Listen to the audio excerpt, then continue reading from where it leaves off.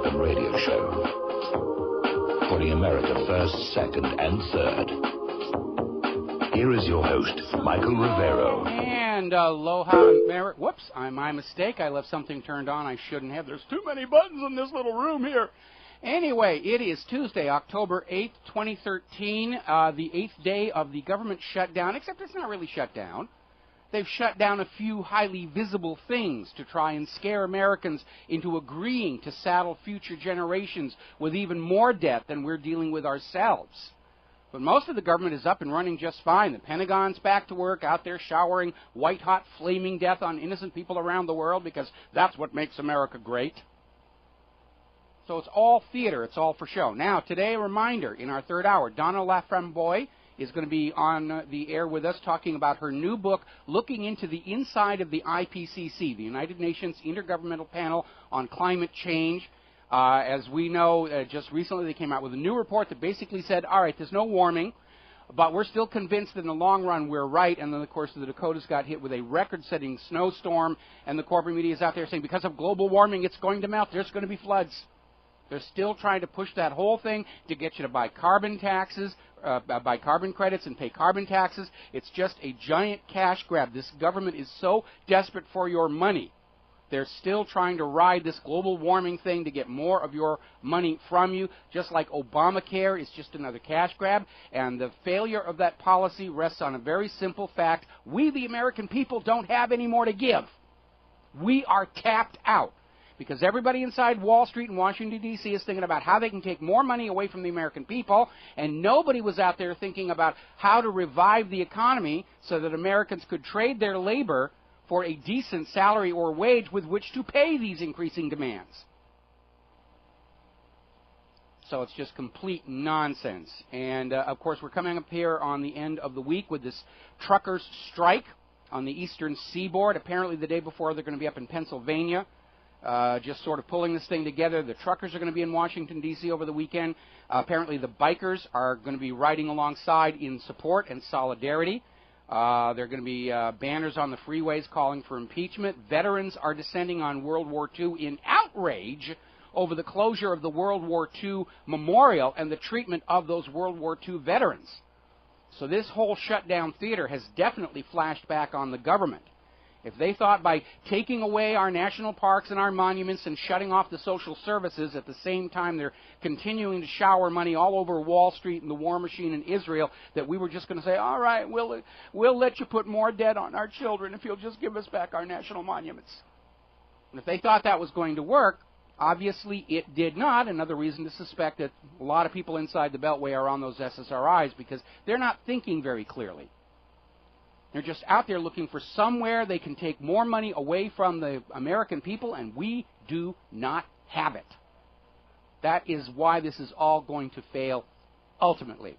Now, over the weekend, we were talking about this yesterday, the United States government, meaning Obama, staged a couple of raids into Libya and Somalia, attempting to capture terrorist kingpins. So they could wave that all over the news this week and distract us away from all the problems with Obamacare and the budgetary problems and the fact that all of this staged theater regarding the national monuments and national parks had backfired horribly. So they needed a distraction. So they sent these two groups in. Apparently, the SEAL team that went into Somalia got their rear ends kicked. They're trying to say that they withdrew from the mission out of concern for civilian casualties, which is complete nonsense. Civilian casualties have never been a factor in American military planning. You can tell that from the drone strikes that kill an average of 50 innocent bystanders for every one terror suspect they think they got. So Somalia was a complete write-off. And they've been making a big deal about how they captured Anas al-Libi, the terrorist mastermind behind the 1998 bombing of the embassy, and they're interrogating him and they're waterboarding him and all the rest of that stuff. There's only two problems with that story. And you're not going to hear this on the corporate media because they're trying to pump this thing up. Al-Qaeda, Al-Qaeda, Al-Qaeda. Anas al-Libi was actually captured back in 2002. And according to the family of the man the SEALs actually grabbed, he's not a terror mastermind, he's a pizza cook. He works in a pizza kitchen. He makes pizza. That's what he does. So along with this disaster in Somalia, Obama's attempt to distract Americans with heroic strikes against terrorist masterminds right now is running 0 for 2. It's an epic fail, another epic fail, just like when Obama tried to claim that they got Osama bin Laden in May of 2011, even though we all know the real Osama bin Laden actually died of natural causes in December 2001, and every bin Laden since then was a manufactured fake. Some of them, you can even look on the picture and see the obvious signs where they glued the beard on. And of course, when that last hoax began to fail, they flooded the internet with these very badly done fake photos that were quickly exposed by a certain blacklisted visual effects supervisor living in Hawaii. And then they said, we will release no more pictures out of respect to the dead guy whose body we just dumped in the ocean.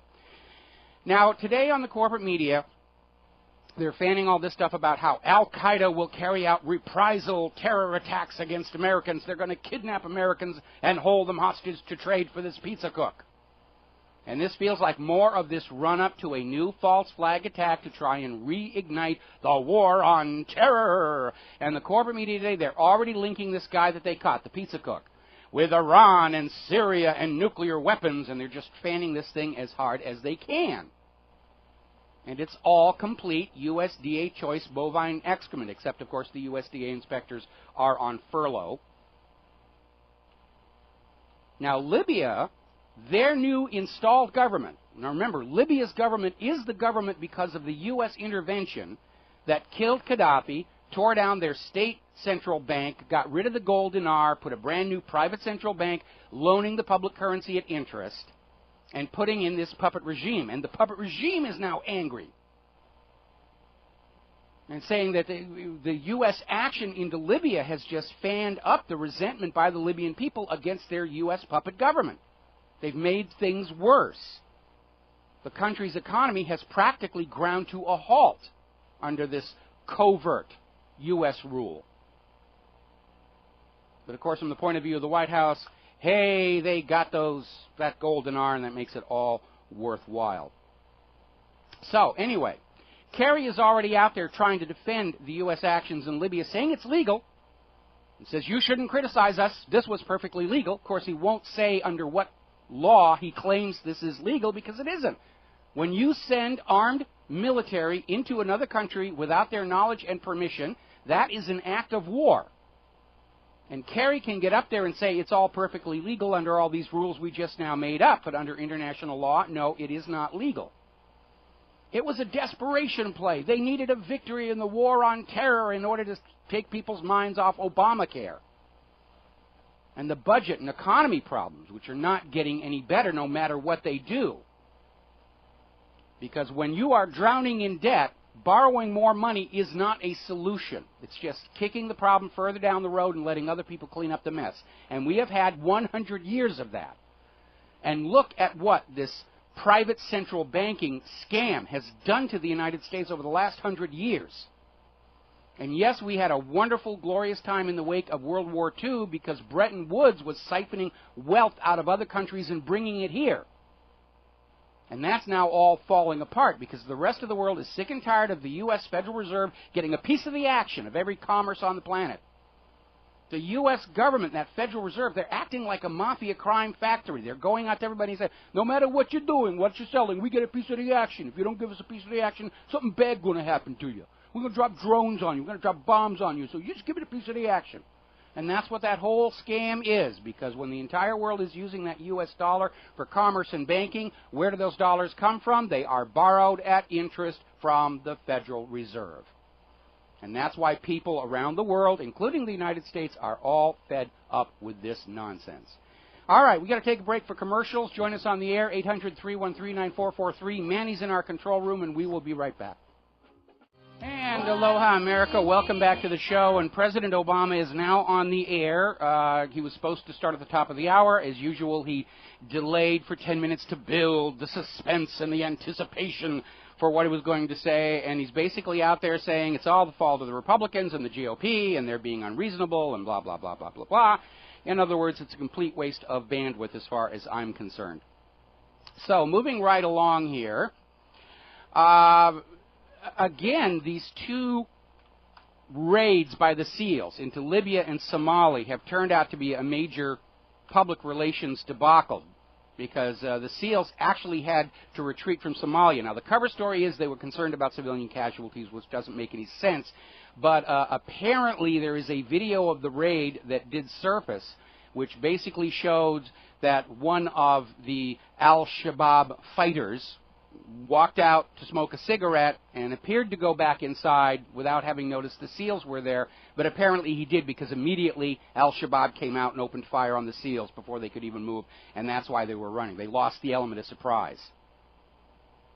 And now, of course, they're still trying to hype that they got this terror suspect from 1998, except that the real guy was arrested in 2002, and as far as anybody can tell, the man they've actually got being waterboarded right now is a pizza chef.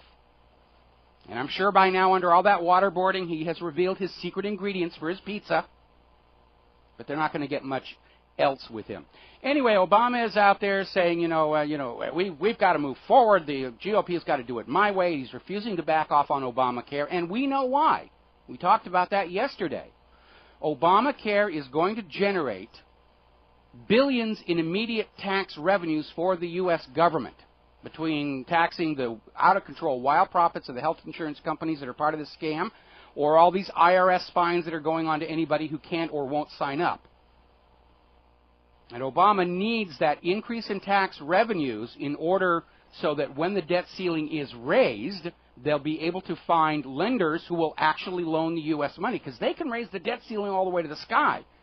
That doesn't solve the problem unless somebody somewhere is willing to loan the U.S. some money. And yes, they can go to the Federal Reserve, and probably will, because they have been, but every time the Federal Reserve just creates up new money out of thin air to loan to the government, it creates inflationary pressure on the dollar, and the dollar is already in trouble around the world. So they're really between a rock and a hard place. And there's a part of the shutdown that you need to understand. We've already documented that only 6% of the federal workforce was caught up in the shutdown, and now it's down to 3% because the Pentagon people have gone back to work. But what has not been shut down is the interest accruing on the already existing U.S. national debt, which officially is hovering somewhere between 16 and 17 trillion, and unofficially is now recognized to be $220 trillion. And the interest on that continues to mature. Now, there's another problem as well, and this goes back to the Clinton administration, where Clinton, in part of his looting Social Security and restructuring to try and make the federal budget look like it had a surplus, is he transformed a lot of the long-term U.S. debt into shorter-term U.S. debt that charges a higher interest. And because of other short-sighted maneuvers between Clinton and the President administration, there is $440 billion in U.S. government debt that is maturing before the middle of next month, November 15th. Now, by maturing means those bonds come due and must be paid in full, principal and accrued interest. And they don't have the cash for that. Now, they're hoping that they'll convince everybody to simply roll those bonds over and come back in. But it's always up to the lenders. At any point, these people holding these bonds, as they mature, instead of rolling them over, they'll say, we're going to cash out. And there's nothing the U.S. government can do to stop them, unless they're phoning foreign governments up in the middle of the night and saying, if you don't roll over the bonds, we'll nuke you, and blame Iran for it. Meanwhile, the media is out there spinning a new approach in which the United States Department of the Treasury needs to prioritize payments to bondholders.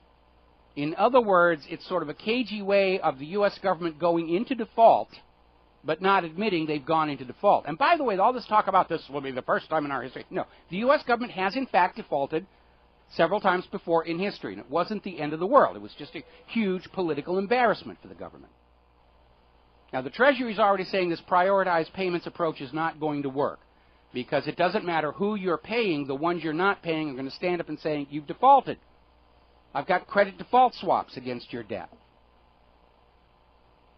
So it's an absolute, complete nonsense. And by the way, the U.S. government is already in default to you, the American people, specifically those of you on Social Security. because the government has been borrowing from the Social Security Trust Fund, going back to the Clinton administration, to balance the books.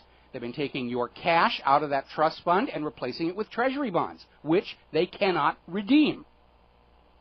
What the government did is they looked around and said, we can't make all of our payments. Who can we default on that can't fight back? Well, we can't default on the Federal Reserve. They'll foreclose. We can't default on those foreign banks. You know, that'll cause all kinds of problems. It'll harm our credit rating and the reputation of Wall Street. But we can default on the Social Security recipients because, hey, there's nothing they can do. Now, during this shutdown, and again, we're looking at an Obama administration that has orchestrated this shutdown to be as painful as possible to you, the American people, in order to coerce you into simply accepting without question this increase in the total debt being carried by the American people, assigned to you by the federal government. Of course, they're going to borrow and spend. They're not paying it back. They get the credit card, you get the credit card bill, and they just love it that way. Apparently, death benefits to families of U.S. forces killed in action in all these wars have now stopped. It's hoped that these families will start calling their congressmen and, raise the debt ceiling. We need our money to live on. But I don't think that's going to be the reaction that they're going to get. And right now, I think Obama is taking a huge, huge risk angering the veterans and their families at this particular time here. Now, as I mentioned before, the Social Security Administration is out there warning that it cannot guarantee full benefit payments if the debt ceiling isn't increased. Oh, really? Why? Social Security is a trust fund. American workers pay into it their entire lives through payroll deductions. Social Security payments are supposed to come from that fund that is funded by the American worker. Social Security shouldn't need an increase in the debt ceiling unless all that money went away. And as I mentioned before, starting with the Clinton administration, the government borrowed that cash in Social Security, replacing it with Treasury bonds the U.S. government can't redeem. Now, because the U.S. government cannot redeem those Treasury bonds in the Social Security Trust Fund, the U.S. government is in default to you, the American worker. The American worker's money is gone. The U.S. government has effectively embezzled your retirement money to pay their other bills. And by saying that they must now borrow to replace the looted cash, the U.S. government is expecting future workers to pay for Social Security benefits for you that you already paid for once, plus the accruing interest. In other words, they're double billing the people. The U.S. government is selling you an apple, and they're charging you for 2 apples, and trying to pretend that this is wise fiscal management of the people's retirement funds. And of course it isn't. It absolutely isn't. So, as we head closer to that October 17th deadline, at which point the U.S. is going to run out of cash in theory, Obama is already prioritizing what's going to get shut down, what are we not going to be able to pay for, and of course it's going to be all the things to take care of you. They're not touching the money for Israel, they're not touching the money for the war machine, they're not touching the money for Wall Street. You're on the bottom of their list of priorities, and you should be angry. We will be right back. Aloha, America. Welcome back to the show. We're talking about the government shutdown and how the Obama administration has gone out and ordered the shutdown of those things that he feels will have the maximum psychological impact on the American people. And there is a problem with that, because under the Constitution, only Congress has the authority to decide what to pay for and, if necessary, what not to pay for. So once again, we have Obama out there playing politics and exceeding his authority as president. Now, we already know the Pentagon workers have been put back to work at the Pentagon to send white-hot flaming death onto anybody who refuses to run their economy to serve the American empire. And we know that all of these furloughed government workers are going to receive all of their back pay. So the idea that these shutdowns are to cut costs just went out the window. They're spending the same money. In fact, in some cases, like all the police who are over there at the Veterans Memorial and the police who are preventing people from parking by the side of the road in front of Mount Rushmore, they're actually spending more money to go through this theater of a shutdown than they would have spent had they just left everything open. It's all theater. It's all propaganda to get you to go along with condemning our future generations of Americans to greater and greater debt slavery. And that's all it is. Now, if you really wanted to cut costs, let's look at that military, because the U.S. spends more on the machinery of death than the next 26 nations combined, 25 of whom are allies. And much of it is hideous waste. There's a story that even Fox News covered this thing. The Pentagon is buying these $50 million apiece cargo planes, not from an American manufacturer. They're not even creating jobs with this money. They're buying them from Italy. These Italian-built C-27J Spartan cargo planes are being bought from Italy and sent right into the boneyard for storage because nobody wants them. And they go right from the factory into the boneyard mothball fleet because nobody wants them. And they sit out in the desert and they corrode away and then they're broken up for scrap. Just like the U.S. is buying helicopters from the Russians to give to Afghanistan, and those Afghanis can't even fly the things. Huge amounts of waste. Out there at Davis-Monthan Air Force Base in Tucson, there are 4,400 aircraft and 13 aerospace vehicles. A total value of $35 billion sitting there unused and probably soon will be unusable. This is a repeat of that scandal we reported on before regarding two ships, the Benjamin Isherwood and the Henry Eckford. These were Navy refueling ships that cost the U.S. taxpayer $300 million. And they were sent right from the construction yard to the scrap yard without serving a day at sea. But the government is going to save money by closing the national parks and the national monuments. Now, there's another story, and this is going to have international repercussions, because there was a group of seniors, a foreign tour coming to the United States to see Yellowstone. And they were on a bus tour to tour around Yellowstone, and of course they came up against the gate saying they were closed, and rather than just turn the bus around, these senior citizens from Japan, Australia, and Canada, and some Americans were basically locked into a National Yellowstone Park hotel under armed guard and kept there. And now we have this story where apparently a lot of these park rangers have now gone public, saying that they received instructions, specific instructions, from the Obama administration to make life as difficult as possible for visitors during the shutdown. Not just turning them away, but harassing them, going through their cars. Like I said a little while ago, over at Mount Rushmore, the parking lots are obviously closed, and so people just wanted to pull over by the side of the highway and take a picture. They have police there to make sure nobody stops and takes a picture of Mount Rushmore. It's all theater, it's all propaganda, and it's all across the country. Apparently up in New York City, veterans gathered at the Vietnam Memorial Plaza to protest the 12th anniversary of the war in Afghanistan, and the police showed up and arrested them, throwing these veterans who served their country in uniform into paddy wagons and taking them away. How much money are they spending to do that? Certainly a lot more than if they just let the veterans show up at the plaza, have their little memorial service, and go home. And all of this stuff is backflashing. Now, of course, the FDA and the USDA are mostly shut down, and by an amazing coincidence, we're getting a salmonella outbreak in chicken across the country. See, you need us. You need us. And maybe the providers of this food figured that without the inspectors, they could get by with less than perfect product. Maybe. But do you remember the ABC Food Lion scandal?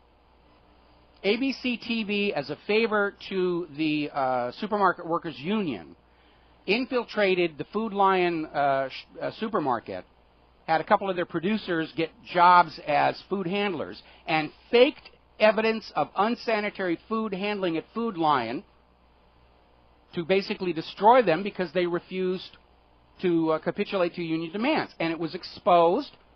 The courts found the tape showing these ABC producers deliberately dropping food on the ground and then picking it up and putting it back into the packages.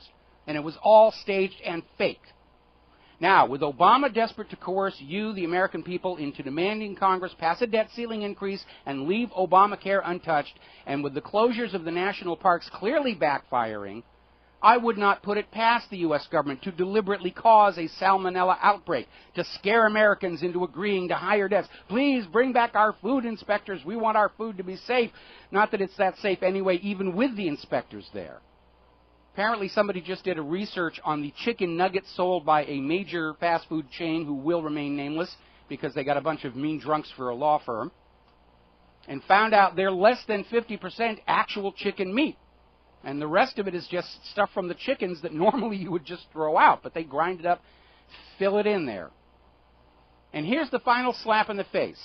After kicking the veterans of World War II out of their own World War II memorial, and then kicking the Vietnam veterans out from the Vietnam Memorial, the Obama administration allowed an immigration amnesty rally on the National Mall, which is supposed to be closed because it's under the jurisdiction of the National Park Service. But no, we're pushing the immigration amnesty agenda, so we're just, come on in. And they had video on it on the corporate media, just a huge crowd there. It's okay for them to use these public properties. They're not, most of them aren't even citizens. Now, being a mean cuss in my old age, if I'd been in Washington, D.C., I would have gotten like 20, 30 of my buddies, gone over to a Halloween costume rental company and rented some immigration officer uniforms and run into the plaza going, immigration raid, immigration raid, immigration raid. But seriously, if they wanted to deal with the illegal immigration problem, what a wonderful opportunity they had there. They had a huge chunk of them all in one place. Should have thrown up the chain link and said, all right, you're all going back where you came from. But what a slap in the face to the World War II veterans and the Vietnam veterans who were told they could not visit their own monuments to their own achievements and sacrifice, but the illegal immigrants just got complete access to the National Mall. That is just shameful, and it underscores the fact that Obama is picking and choosing the shutdowns to inflict the maximum pain and psychological trauma on the American people, to propagandize us into going along with condemning our children and grandchildren to ever more massive debt to get back what really belongs to us in the first place.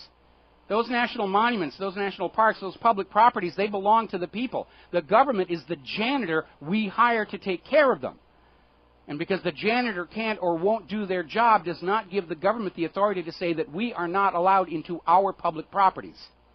It's just all theater and propaganda. Let's see, Obama's still on the air, and he's still out there saying it's all the fault of the GOP. We've got to pass this debt increase. Why? Why are we even talking about raising the debt ceiling? Why, when the Constitution gives this government the authority to create and issue an interest-free public currency, is this government going to a privately owned bank to borrow that currency at interest, thereby creating this debt that is enslaving the American people? Why are they doing that? They don't want you to ask that question because they don't have a good answer. So we're going to take a break for commercials. We will be right back. Aloha, America. Welcome back to the show. When we're basically seeing a government in the throes of trying to grab anything it can to keep this little Ponzi scheme, pyramid-based private central bank going a little bit further, and they are getting desperate, and not just here in the United States, all over the world. Greece is now considering confiscation of private assets to prop up their portion of the private central bank called the European Central Bank. We saw it in Cyprus. Now they're getting ready to do it in Greece.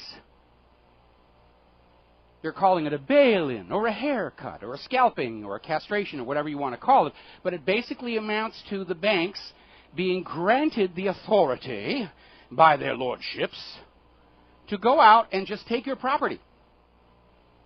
To just take your property, to take your wealth, to cover the fact that the pyramid scheme is starting to collapse. And they're establishing this as a precedent. They started in Cyprus and said, well, yeah, we were able to do it in Cyprus, and Cyprus didn't hang their government, as they probably should have. Now we'll do it in Greece. It's already written into the financial plan for Canada for next year. They're already writing it in and trying to sell you the idea that this is perfectly okay, that if you are one of those few people who actually has money in a savings account, that they can just take it. And they'll give you a little piece of paper saying, we, the bank, promise we'll replace it somewhere down the road, which they're not going to be able to do because it's a pyramid scheme, and all pyramids collapse. And that's where we are right now. And, of course, our common sense advice we give to all of our listeners and all of our readers, you should have no more money in the bank than you need to cover your immediate obligations. You should have the rest at home as cash or as physical silver and gold, hidden under your mattress, buried in the mayonnaise jar out by the pineapple plantation, wherever. But have it under your own control. Because when things start to unravel, those ATM machines are going to shut down. That's part of the FEMA emergency executive orders that have already been written. When the president declares an economic national emergency, the banks are just going to close the doors and say, sorry, we don't have to give you anything. The president said we can keep and use your money. They even have laws on the books already to go into your safety deposit boxes to look for items of value, which is why you shouldn't be keeping your physical silver and gold in your safety deposit boxes. The only thing, we used to have a safety deposit box, we just kept data backups in it. But I mean, it's spreading across the globe. This global Ponzi scheme, private central banking scam is collapsing globally. And their entire mentality is, well, you, the people out there, your entire purpose is to support our little banking system. And if you won't do so voluntarily, we're just going to have to entitle ourselves to go into your savings account and empty those out, to go into your safety deposit boxes and empty those out, because the safety, the reputation and trustworthiness of the banks must be maintained at all costs, up to and including a new world war. Now, let's talk about Obamacare. The White House is already thrashing around trying to find some way they can paper over the fact that this enrollment system has turned into a gigantic Charlie Foxtrot. We're seeing numbers come in. Apparently, just 1% of the Obamacare requests have been successfully processed. The other 99% vanished into this database system and cannot be retrieved. So even those people who think they have enrolled have not enrolled.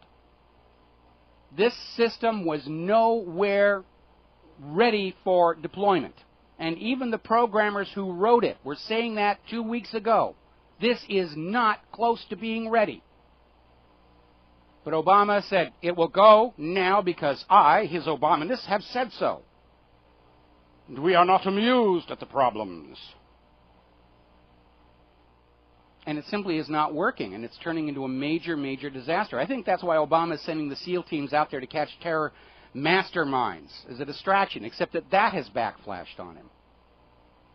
He's still on TV talking about, how it's all the Republicans' fault that the economy is in such a huge mess. And we, the American people, know better than that. We ran a poll on our website yesterday where the overwhelming response was it's both parties and Wall Street are all equally guilty for wrecking what used to be the greatest nation on earth. And Obama is pushing for Obamacare to move forward. He doesn't care if it actually gets you health insurance. He doesn't care if it actually makes the population healthier, because if this government actually cared about your health, they'd be getting on the problem of toxic vaccine adjuvants and the adverse health effects of GMO technology. But they don't care about that. It makes money, therefore it is good. And Obamacare, along with carbon taxes, it's just another cash grab scam to keep this failed economic system propped up a little bit longer.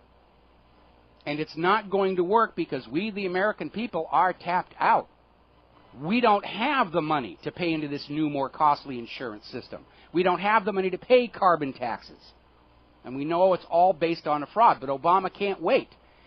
When Congress finally raises the debt ceiling, and you know they will, that's only half the problem. Obama's got to go out and convince somebody to actually loan real wealth to this nation, because they can't just keep going back to the Federal Reserve for instantly created money. We're going to wind up in Zimbabwe territory. carrying around pieces of paper that say $100 trillion on them, and that will definitely be the end of Bretton Woods. So that's why he's desperate to get it going now. He doesn't care about health insurance. All he cares about is the expected $200 billion a year in added tax revenues that they can show to potential lenders to say, see, we can make the new interest payments. We've got all this money coming in. Treasury Secretary Lew is refusing to say how many people have actually signed up for Obamacare. And we know the reason for that are the reports that we are getting in from the various state exchanges that show single-digit sign-ups, 1%, 5%. People are going in there, filling out the information. They look at the offered insurance packages. They're costly. The deductibles are through the roof. And they're saying, this is nonsense. This is absolutely worthless to me. Because for most Americans, we're talking about that one that we saw on Facebook the other day, $500 a month in premiums and a $14,000 deductible, which means the vast majority of Americans will be paying $6,000 a year for an insurance policy that is not actually, over the course of a year, going to pay for any of their medical care. So all that money going into the health insurance companies is pure profit, over $1 trillion estimated, and the government gets their piece of the action. It's just another grab for the money. Now, last night, Jon Stewart, who has at least tacitly supported Obamacare, ripped into the Secretary of Health and Human Services about all the problems they're having and why businesses are allowed to opt out for a year, but individuals are not. And Sebelius sits there and says, oh, you can delay your Obamacare for a year as long as you're willing to pay that fine. Now, remember, the legitimate function of taxes is to raise revenue for the government. It was never intended under the Constitution for taxes to be used to coerce social compliance. And yet that is exactly what they're doing. And again, they don't care if you sign up for insurance or you pay the fine. All they care about is getting the money. They are desperate. They're right at the edge of a complete fiscal collapse. And they're out there screaming, we can't let this happen, it will destroy the entire world. Well, unfortunately, most of the rest of the world has already turned their back and delinked from the American dollar. So when the American dollar implodes, it will cause difficulties around the world, but nowhere near what's going to happen here. It's going to bring the whole system crashing down, and we have got to be ready to survive a short period of confusion and upheaval, and we have to decide for ourselves what the next government of this land will be, because there's going to be no end of carpetbaggers, well-funded and supported by those same private central banking money junkies to sell us back into the private central banking scam all over again. Got to take a break for Phyllis Shapley and commercials. We'll be right back. And Aloha America, welcome back to our show, hour number 2. And I'm getting a lot of emails complaining about this, so I figure I got to mention it. Yes, the RBN streams for my show are not working right now. Apparently, just before I went on the air, the server load went right through the roof, and it appears that we may be under a denial of service attack by somebody who does not want America listening to what RBN has to say. But in the case of my own show, of course, once my program is over, the podcast will be available at RBN, at TuneIn, at iTunes, and of course, I keep podcasts for the previous day's show at my website, and you can basically tell your friends that they can come in and look at it there. Al Jazeera America did an interview of a man who was an Obama supporter and an Obamacare supporter, and when he tried to sign up, discovered that the Obamacare compliant health insurance was $10,000 more than what he had been paying before Obamacare. And so now he's pulling back and saying, I can't support this. And this article has a lot of other examples where people are trying to enroll, and those few who are succeeding are being presented with new insurance policies that charge more and provide less than what they had before. It is a cash grab. All right, we're going to take a couple of phone calls here. Frank in Michigan. Aloha, Frank. Welcome to the show. What's on your mind? Hi, Mike. We were talking about the medical test for gay people to get into get into Arab countries, right? Right. That sounds to me like propaganda, you know, that, ooh, bad Arab countries. I mean, there's a story out of Pakistan this morning about how the Muslims, in response to that previous church attack, the Muslims are forming human chains around the Christian churches to keep them safe, but you're not going to see that on American corporate media because they're out there saying Muslims are bad, Muslims are evil, Muslims are not allowed to wear blue jeans, you know. Keep them safe from whom? Gay people? Yeah. Anyway, what's on your mind? Listen, I was thinking about calling the Saudi Arabia embassy and asking him, could you please tell me what the medical test is to get into your country to see if you're gay, because I'd like to sort of prepare for it. You know, there used to be a time when you can call the Israeli embassy and actually talk to somebody. Mm-hmm. It was about 4 or 5 years ago. I used to call them to complain about their treatment of the Palestinians, and I actually got through to some fairly high-level people. Now when you call the Israeli embassy, you just get this machine. You can't leave your message, you know. You won't get near a live person, right? Right. But anyway, just call to say hello and hope your phone situation gets cleared up. Well, it's not phone. It's the streaming feed that goes from RBN out over the internet. We're still. Oh, you're under attack, right? Well, we don't know, but from what they're telling me, apparently our streaming server load just shot right through the roof just before my show began, and I've got a 5-cent bet with Manny in the control room that right after my broadcast is over, the problem will go away. Right. That sounds like an attack to me, right? Yep. Well, good luck. And we'll be talking to you. All right, you got it. We're going to switch over to Jim in Georgia. Aloha, Jim. Welcome to the show. What's on your mind? Hey, Michael. Aloha. Aloha. I've got a question, and I know you might not be able to answer it, but maybe someone in your audience might be able to do that. My wife and I are both on Social Security, and we have Medicare, and we pay for Part B on our insurance, and hers is $305 a month, and mine is, this is total, and mine is $316.50 a month, and that's for our prescriptions. And I'm wondering if that's because I've listened to people that saying their insurance is $500 now, it's going to $1,200, and the deductible has gone from $3,000 to $14,000. Will this happen to people like us that are on Social Security, Medicare, and our subsidiary insurance? I honestly do not know, but I would almost expect that, yes, they're going to hit everyone because, again, the whole reason for higher premiums and higher deductibles is to increase profitability to the health insurance corporations who basically wrote this Affordable Care Act, and, of course, the government goes along with it because they're expecting a windfall in tax revenues from all that profit, and they're getting their piece of the action, and right now this government is desperate for any new tax revenues with which to justify increased borrowing to keep the system going a little bit longer. Well, I just got my new coupon books for 12 months, and they've increased all my payments, but I'm wondering if they're going to cancel them and send us new books. And that's just my question, if maybe someone can tell me. You know, I guess with our fixed income, we'd just have to do without insurance and lay in the street. Then the IRS would come in and they'd start fining you for non-compliance with... I guess what we have to do is sell the house and then rent a mobile home and put the money under the cushion, you know. Yeah, that would probably be a really good idea to do.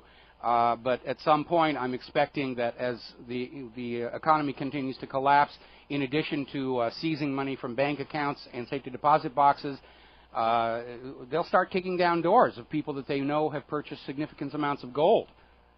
Because they started tracking gold purchases by American citizens a couple of years ago, which is why if you're going to buy silver and gold, go often and buy small amounts. Because if you buy a big chunk of it, the government already has a record that you're in possession of that. They're registering gold more successfully than they are registering guns.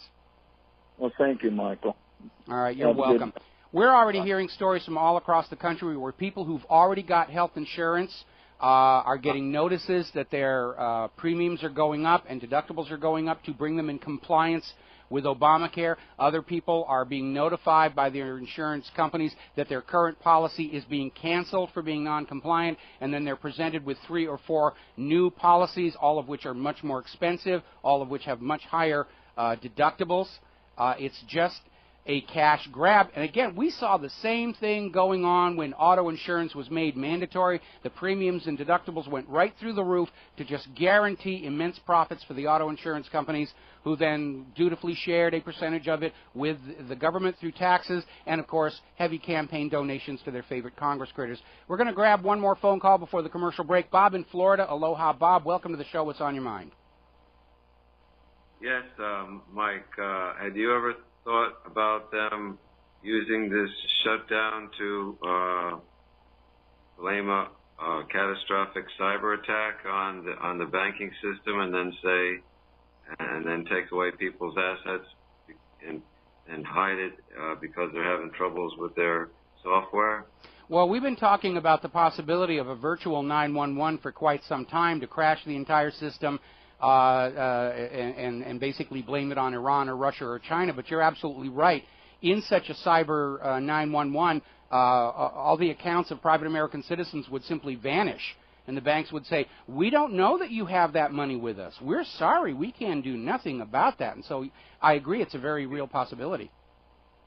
Do you think that it would affect all the banks at once, or would they piecemeal it, this bank, that bank, the other bank? No, because if it's a virtual 911 false flag, they'll hit everything all at the same time, because if they do it piecemeal to one bank, the customers of every other bank will start a run on those banks to empty out their savings accounts and safety deposit boxes. So it'll be everywhere at once. So we could wake up one morning and all the banks will be zeros. Yeah, we could. It's entirely possible. I mean, this government is just desperate enough to try anything. And again, our common sense advice to all of our listeners and readers, you should have no more in the banks than you need to cover your outstanding obligations, and you should have the rest at home under your own control, and part of it in physical silver and gold. And if after the banks shut down, what good is, are people going to be arrested for having cash and trying to buy things in the local economy? Well, I rather think at that point things will be so confused that the machinery to arrest people is pretty much going to be shattered anyway. It's going to be a difficult time, and again, something that people should be doing is, if you're investing in silver, is get what's called the junk silver, which are pre-1965 silver coins without numismatic value, just the melt value, because that's going to be a uniform unit of trade that people can rely on to conduct commerce before we get the new government up and running. We've got to take a break for commercials. We'll be back with more phone calls after these words from our sponsors. Aloha, America. Welcome back to the show. And Obama is still up there speechifying, trying to put the blame on the GOP for being unreasonable about Obamacare and everything. And it's rather amazing, in that entire room of prostitutes and correspondents, not one of them has the courage to stand up and ask a simple question. Why, when the Constitution authorizes the central government to create and issue an interest-free public currency, is the government borrowing currency at interest from a privately owned bank? Bunch of cowards in that room. Of course, if you had any courage or spine, you get kicked out. That's what happened to Helen Thomas when she put Obama on the spot regarding Israel's nuclear weapons. Oh, you lose your White House press credentials if you dare ask a question like that. These people are in there. They're being paid these huge salaries to sit in that room and simply accept whatever Obama says and report it as the news. That's their job. Lying is big business in the United States of America, between the corporate media and public relations firms. It's the only part of our economy that's still working. Lying for money here. Alrighty, Ben Swan has just put up a new video over at his video venture. Many Americans suffering sticker shock. Is Obamacare really affordable? And he is detailing more and more instances of what we've already been reporting. People who are going in and enrolling in Obamacare are being presented with acceptable insurance packages with sky-high premiums, sky-high deductibles. And middle-class families who are going in there and being presented with these hideously expensive, virtually useless insurance policies are being told that they make too much money to qualify for any of the tax deductions or subsidies that are supposed to make this affordable in the first place. Alrighty, so I'm getting a confirmation from our control room. It looks like somebody is purposefully overloading RBN's streaming server because they don't want America to find out what's going on here. So at the conclusion of the show, today's broadcast will be available as a podcast. You can go to whatreallyhappened.com, look on the right-hand side. It says to most recent podcast. You can go in there, and you can send those files or that link to all of your friends in social media who wanted to listen to the show and could not, because somebody out there is playing dirty, and it's a measure of just how afraid they are that the truth is finally getting out. Let's grab a couple of phone calls here. Chris in Tennessee. Aloha, Chris. Welcome to the show. What's on your mind? Chris, are you there? Bob in Florida. Okay. If Chris is not there, let's go to Jim in Alabama. Jim, are you there? Hey. Yeah, I'm here. Okay, good. You're on the air. What's on your mind today? Well, a couple things. First, I'm wondering if Americans are living abroad and have a residence or not even a residence in another country. Are they still obligated to participate in Obamacare? Boy, that is a really, really good question, and I have not read the entire Obamacare legislation because it's a gigantic tome. But so far, I have not heard. Looking at the exemptions to Obamacare, I did not see Americans living in foreign countries on that list of exemptions. So I'm basically going to say at this point that no, they're still obligated to be part of it. And we've already hit the point right now where Americans living in other countries are just turning in their passports and renouncing their citizenship to get away from this out-of-control taxation and control. Yeah. The other thing is, someone told me late last week, maybe it was Friday, that on CNN they had heard that the wonderful news that President Obama had reduced the deficit by 50%. And then again today in his speech, he also made the claim that since I've been president, I've reduced our deficit by 50%. Mm-hmm. What do you think about that? I think if you believe that one, I have some of Saddam's nuclear weapons to sell you. We know they're rigging the unemployment numbers. We know they've been rigging the markets, rigging the LIBOR. There is no reason to take anything Obama is saying at face value because it's all creative bookkeeping. If he'd reduced the deficit by 50%, well, that didn't cure the deficit entirely, which is why we've slammed up against that that debt ceiling yet again. Reducing the deficit does not deal with the debt. It simply means they're going into debt a little bit slower than they were before, and that should not be touted as a success. In fact, it's an admission of failure. Mm-hmm. Well, it's just more of the mainstream media, I think, lies and deception. And the guy has got to know he's in big trouble. I mean, this presidency is undoubtedly the worst in our history. Undoubtedly worse than the Bushes. Well, let's be fair to the guy. I mean, he inherited a mess that has been 100 years in the building. And every president tries to just paper it over, and they loot Social Security or whatever it is so that they can end their term in office looking good for the history books. But it was inevitable. There's going to be one president who's going to be president when it all comes apart. And it looks like it very well might be Obama. But to be fair to the guy, Obama didn't create this disaster. It was created for him. Uh-huh. Okay. Well, I know there are those in the black community who feel that he's being unjustly targeted and will be if the thing all unravels, as you say. I disagree with that. I think most of the people in the black community are very disappointed in him, but it's the White House itself that's trying to put out this idea that opposition to Obama is based in racism, and that's complete nonsense. If we had a racist country, he wouldn't be president in the first place.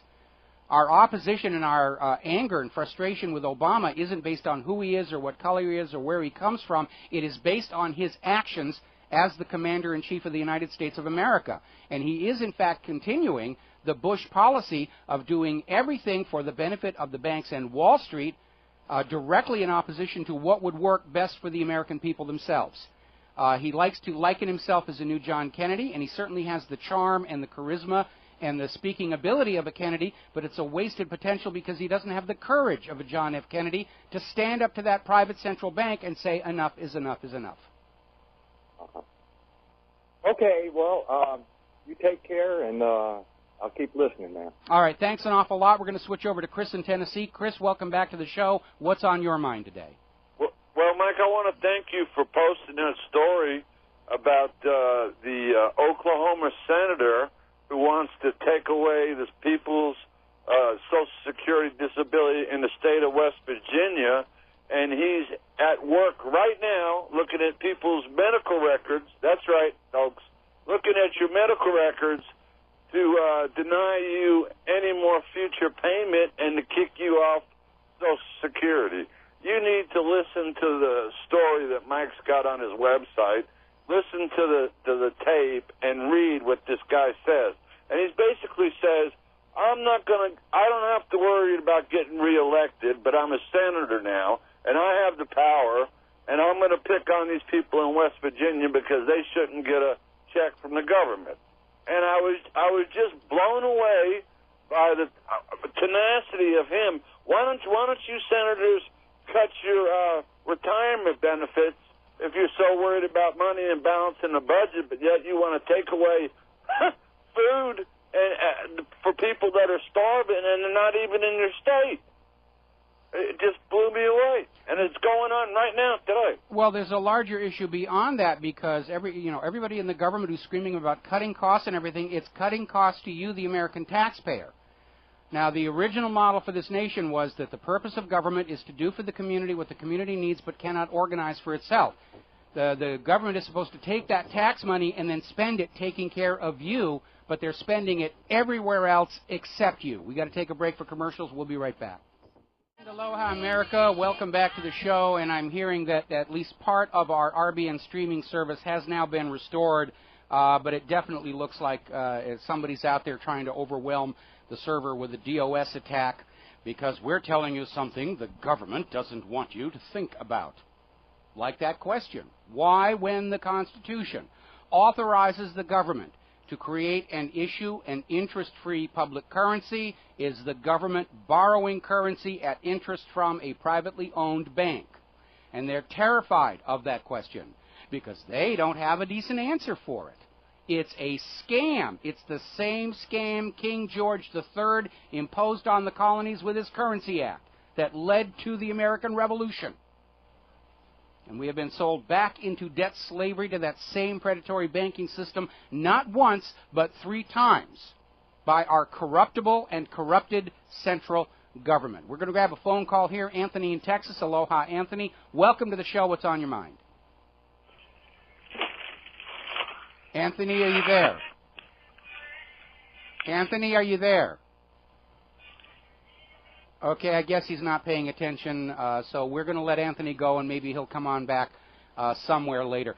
Needless to say, this backlash on the closing of the monuments, the national parks, the cutting off of services to the American people by the same government that is continuing to confiscate your wealth to spend it on Wall Street and the war machine and to pour all over Israel is provoking quite a lot of rage and anger. And over at Activist Post, they had an article, America's Path to Revolution is rapidly escalating, and I understand the sentiment. And they're talking about the 3 stages of a revolution. Step number 1, a minimum number of persecuted population becomes aware they're victims and share a collective consciousness with their fellow victimized citizens. 10% is the minimum number needed to successfully complete stage 1. 2, awareness leads to action in the form of civil disobedience, which is what we're seeing with the Occupy protest, the truckers' strike that's happening this weekend. And number 3, civil disobedience is met with opposing force by the power elite, and the conflict leads to open hostilities culminating in revolution. Now, I disagree with that third one, and I know we're on that path. But you need to understand that success in a revolution means not fighting the war the government is already prepared to fight and win, with all these armored cars and LRADs, all this ammunition they've been buying. The federal government is already well prepared to fight and win a war against the 50 states and the American people, and they paid for it with your money. And so my advice continues to be, and I know it is very hard, stay patient, stay calm, keep your money out of the banks, peaceful, non-cooperative, or non-violent, non-cooperation, and it's all going to come crashing down by itself. Success in revolution has always involved not fighting the war the other side is prepared to fight and win. That's what happened in Vietnam, happened in the American Revolution, happened in Afghanistan. The rigidity of the organized structure of the ruling force denies them the flexibility to deal with non-conventional approaches to revolution. And that will work this time as well. Did we ever get Anthony back? No, not yet. All right, apparently Anthony went off and did something else interesting. Now, I want to get on to some interesting stuff about education here. We have been talking, and you've probably been listening to Phyllis Schlafly at the beginning of the show, about how Common Core continues to erode the academic standards of our young people. Because schools are no longer about education in this country, they are about indoctrination. And apparently we are starting to reap the consequences as a society of this indoctrination over education that has been going on now for quite some time. Because there's this story we saw over at WTOP.com that in addition to America's school children failing to come up to the standards set by their international peers, now it turns out the vast majority of American adults don't either. In math, reading, and problem solving, using technology, all skills considered critical for global competitiveness and economic strength, American adults scored below the international average on the global test. Adults in Japan, Canada, Australia, Finland, and many other countries scored significantly higher than the United States. Now, one of the reasons is when a country drifts into a fascist dictatorship, they don't want a population able to think analytically and logically, which are essential to solving problems. They just want a population that will accept what they're told, believe in it, and recite it back. And that is good for the ruling class, but bad for the economy. And when you couple that with the fact that America's top scientists are leaving the country for friendlier territory, there is a major brain drain going on in this country, and it's another sign of the decline and fall of the American empire. Now, this story was very alarming. This was over at prisonplanet.com.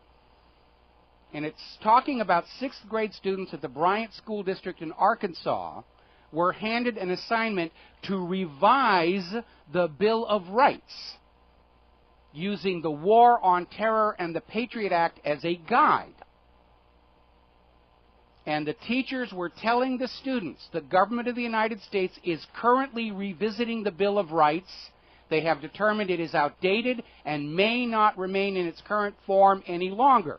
And you, the students, will decide of your own free will what amendments in the Bill of Rights should be taken out for the sake of the war on terror and national security.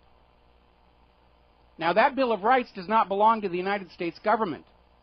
It belongs to we, the people, along with that entire Constitution. It says that right up at the very top, we, the people, in order to form a more perfect union, and so forth. The government does not have the right to change that Bill of Rights. The only way the Bill of Rights can be changed is with a new constitutional amendment passed by Congress, signed by the President, and ratified by 3/4 of the states.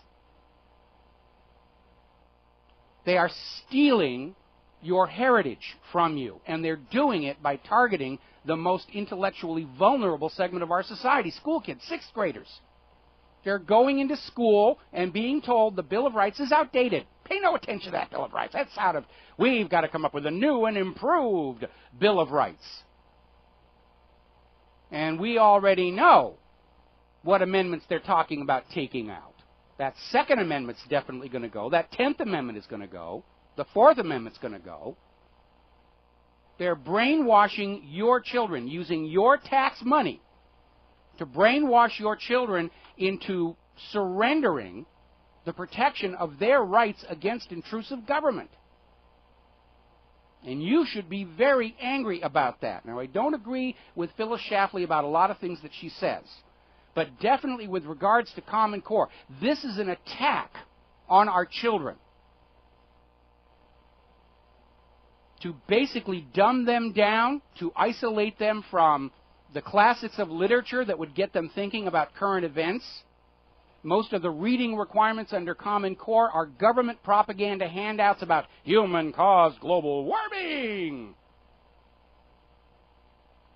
We're right down in the same level as the Soviet Union and Nazi Germany. And it's right there. And if you're a parent, you ought to take a few minutes to sit down with your school kid and ask, what are you being taught in school about our Bill of Rights? What are you being taught in school about the founding of this nation and the nature of banking? And you may be in for a very, very rude shock.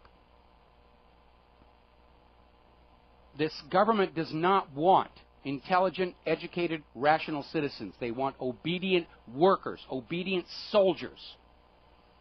People who know just enough to fill out the required government paperwork and do what they're told at the place of employment and otherwise not think at all. Just run off and watch America's Got whatever on TV and more of these reality shows and think that that represents culture and entertainment. Now, meanwhile, over in Syria, in compliance with the deal that Russia and the Syrian government worked out, international experts have already arrived to catalog and begin the process of dismantling Syria's chemical weapons arsenal.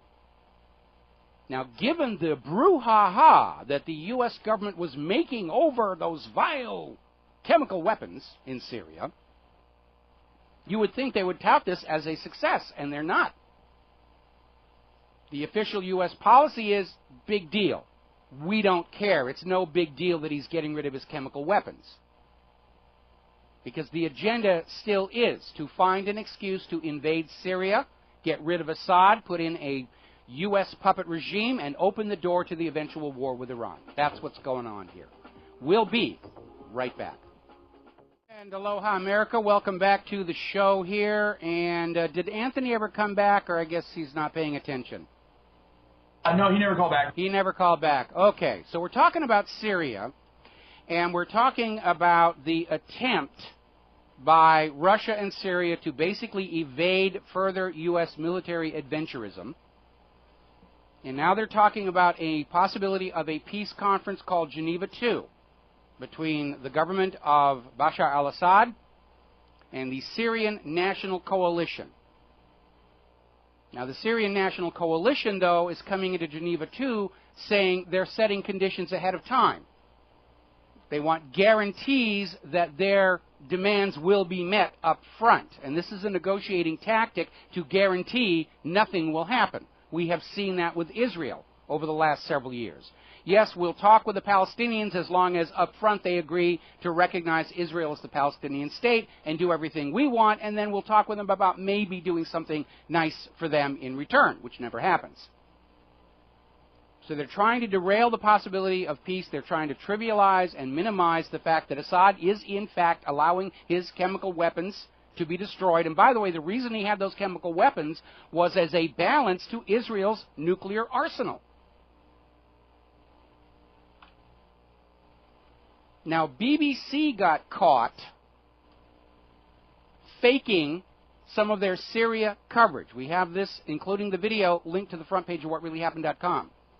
And they're showing a clip of a British medic, Dr. Rola Hallam, on the ground in Syria. And in the original clip, she says that it looks like these people were hit with napalm. Now, she's wearing a surgical mask, so you cannot actually see her mouth. And in the version that BBC aired, the word napalm is replaced with chemical weapon.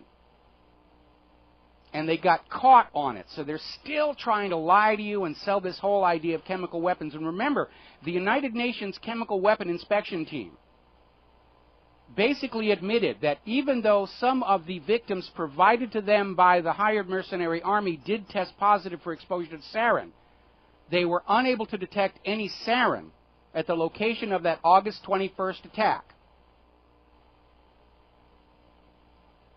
Now, Abe Foxman over at the Anti-Defamation League is going around screaming that nobody should ever implicate Israel in what was going on in Syria, even though Israel's so-called intelligence was cited as the go-to source for the claim that Assad had gassed his own people. And so Israel has come under severe criticism, and Abe Foxman is out there saying that anybody who says that Israel had anything to do with Syria, they're just being anti-Semites. Of course, last week when the Pew Research poll found that the majority of American Jews are having serious doubts about Israel's government's policies, Abe Foxman was saying they were anti-Semites. That's all he knows how to say anymore. You're an anti-Semite. Yeah. And he gets a lot of money for that, too, here. Now, we're coming up on the new P5+1 talks regarding Iran. That agenda is back out there. Netanyahu is screaming, you got to kill them for us. And everybody is saying, please shut up. Israel's been screaming that Iran is on the verge of a nuclear weapon going back to 1985, and they haven't had it yet. And Iran is just not in the habit of invading and attacking other countries. They haven't done it in 200 years. So John Kerry, obeying his Israeli masters, is going into the P5+1 talks saying there are no new proposals on the table. That Iran has to respond to the old proposal of give up all of your nuclear technology or else. And so they are setting the stage for this P5+1 to accomplish absolutely nothing, because that's what they want, because the real agenda is war on Syria, war on Iran, eventual war on the rest of the Mideast, to conquer all those nations so that that oil is for sale only for U.S. dollars, to prop up the petrodollar deal. When you go back and you look at all wars are bankers' wars, that's the agenda. America was enslaved to this public currency as private for-profit scam 100 years ago.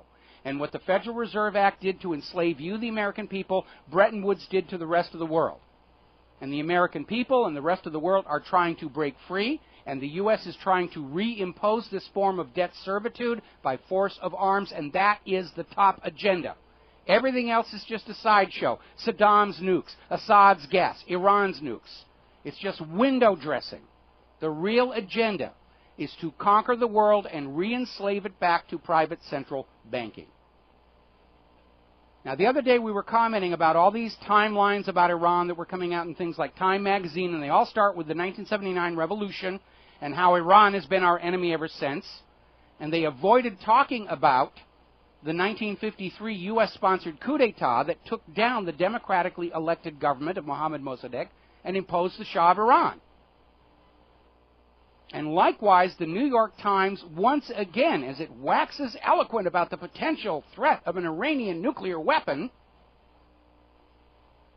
fails to mention that Israel, the country doing all the war threatening in the region, is the world's sixth largest nuclear power. They are producing an estimated 10 to 15 plutonium-type bombs every year. But apparently over at the New York Times, Israel's nuclear weapons are good, and anybody else's nuclear weapons are bad, and they've got to be opposed because only the U.S. and Israel are allowed to have nuclear weapons to threaten the world. We're going to take a phone call here. Scott in Virginia. Aloha, Scott. Welcome to the show. What's on your mind? I think Israel should take Ian Coulter's advice that radioactivity, a little bit of it's not a bad thing for people. Well, they're probably already having to do that because that facility at Dimona, where they have the bomb factory underneath, because nobody's allowed to go near it because of all the secrecy, it's developed leaks. It's been leaking radioactivity into the groundwater for quite some time. So, yeah, there's already a health issue there. Listen, Mike, I just got done watching our moron-in-chief on his press conference, and I cannot, when you have time, I'd watch it because you will not believe what he says in there. He talks about the Republicans holding the budget hostage for the debt ceiling talks, and he says, I'm paraphrasing, but this is close to what he said. He said, holding our budget hostage is like a worker saying he's not going to go to work unless he gets the vacation he wants. And I thought to myself, this is my Democratic Party? This is the party of unions, liberal unions? This guy's an idiot. He totally wasted liberal ideology in one sentence. Well, ideology goes before conscripted income, and that's what this is all about, grabbing more money from the American people to prop up this Ponzi scheme central bank just a little longer. Obama's objective here is to have it still somewhat together when he leaves office and he goes into the history books as having managed a difficult situation and the war on terror, and whoever gets the Oval Office next gets to eat the verdict of history when it all falls apart. But I don't think he's going to make it to the end of his term. I think this government and this banking system are going to be gone imminently. Well, I think he tried to clean it up later in another sentence, saying he tried to add on, well, it'd be like burning down the factory, because he realized he had opened his big mouth and shot his whole Democratic Party in the foot. Well, I wasn't. Go ahead. If I could just finish just one point, I'll be quick. He said it'd be like burning down the factory if you don't get what you want. And I thought to myself, that's your policy with Syria, for crying out loud. Was their policy with Afghanistan and Iraq, and it's their policy with the national monuments and the national parks here. If we don't get what we want, you don't get to play with your property. At some point, we're allowed to use our critical thinking. And then it seems like when these people address us, it's like they're addressing a bunch of morons who don't know how to think. I mean, that's what they think of us. That's what they think of us. They are still operating from that Cold War mindset of the 1950s and 1960s, when the American public were dangerously naive and very trusting and would simply accept whatever they were told and believe it. But those days and those naive Americans are gone forever, and they still don't get it inside Washington, D.C., which is why everything that they're doing right now backflashes on them so badly. We got to take a break for Phyllis Schlafly commercial. Scott, thank you for the phone call. We're going to let you go, and we will be right back. And aloha, America. Welcome back to hour number 3 of our show. And apparently, at least part of our RBN streams are now restored, despite what appears to have been a DOS attack to try and keep people from tuning into the show. And I have to wonder, what is it I'm saying that has struck such fear into the heart of the government? And I think it's that question that I've been asking every day on my show, and I just reprised it to the front page of my website. The Constitution gives the central government the legal authority to create and issue an interest-free public currency. Why then is it going to a privately owned bank to borrow that currency at interest, plunging the American people into hopelessly unpayable debt, leading to this current hysteria over raising a debt ceiling that should not even exist to begin with? All righty, we're going to take a phone call here. Bob in New Jersey. Aloha, Bob. Welcome to the show. What's on your mind? Aloha, Mike. Keep up the good work. A little info on the Iran situation back there at the time they overthrew the Shah. I'm sure you're aware that the British lease, which was paying the Iranian people peanuts, it was forced on them after the First World War at the point of a gun. The Shah wanted them to renew the lease, but he wanted more money, and BP offered him less. So the Shah threatened to nationalize the oil. So the BBC started piping in the Ayatollah. The Shah asked for equal time. BBC refused.